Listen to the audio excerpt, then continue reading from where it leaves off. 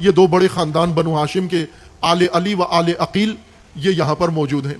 بنو ہاشم کے دیگر خاندان بنو عباس اور دوسرے وہ نہیں ہیں، کربلا میں امام کے ساتھ نہیں ہیں. آل جعفر میں سے فقط اون و محمد ہیں اور باقی آل علی و آل عقیل ہیں. یہ خاندان امام حسین علیہ السلام کے ساتھ ہے. لیکن باقی عوام میں سے قبائل، حجاز کے قبائل، صحابہ کی نسلیں، اولاد اور باقی لوگ امام علیہ السلام کے ساتھ کربلا میں شامل نہیں ہیں.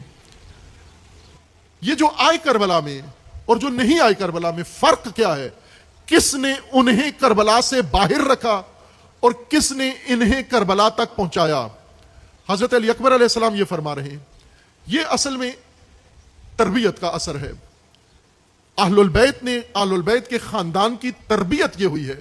حضرت علی اکبر کی تربیت میں یہ نصاب شامل ہے: حق پرستی، حق طلبی، حق خواہی، حق پسندی، حق کی خاطر قائم ہونا، حق کے اوپر ڈٹنا، حق شناسی.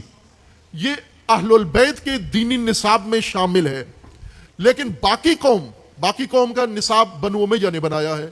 امام حسین علیہ السلام جب کربلا واقع ہوئی تو 20 سال بنو امیہ کی حکومت کو گزر چکے تھے، اور 20 سال کافی ہوتے ہیں. ایک نسل جوان ہو جاتی ہے، 20 سال میں بچے جوان ہو جاتے ہیں، اور 20 سال میں جو پہلے سے جوان تھے وہ بوڑھے ہو جاتے ہیں، اور جو پہلے سے بوڑھے تھے وہ فرتوت ہو جاتے ہیں، وہ زیادہ مسن ہو جاتے ہیں یا فوت ہو جاتے ہیں.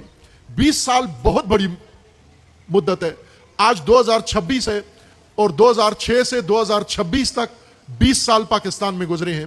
2006 میں جو پیدا ہوئے آج جوان ہیں، 2006 میں جو جوان تھے آج بوڑھے ہیں، اور 2006 میں جو بوڑھے تھے وہ آج یا نہیں ہیں یا وہ بستر نشین ہو چکے ہیں. وہ 100 سال 90 سال کی عمر کو پہنچ چکے، اٹھنے کے قابل نہیں ہیں. 20 سال ایک بہت بڑا عرصہ گزرتا ہے ایک قوم کے اوپر، اور 20 سال حکومت، 20 سال کی حکمرانی، 20 سال کا نظام، یہ اس امت کی تربیت میں اور اس امت کی پرورش میں سب سے زیادہ اثر رکھتا ہے. امت امام حسین علیہ السلام کے زمانے میں موجود ہے. وہ امت امام کے ساتھ نہیں آتی. حضرت علی اکبر آتے ہیں، خاندان اہل البیت اور بنو ہاشم کے کچھ لوگ آ جاتے ہیں. کیوں یہ آ جاتے ہیں؟ وہ نہیں آتے. جو آئے ہیں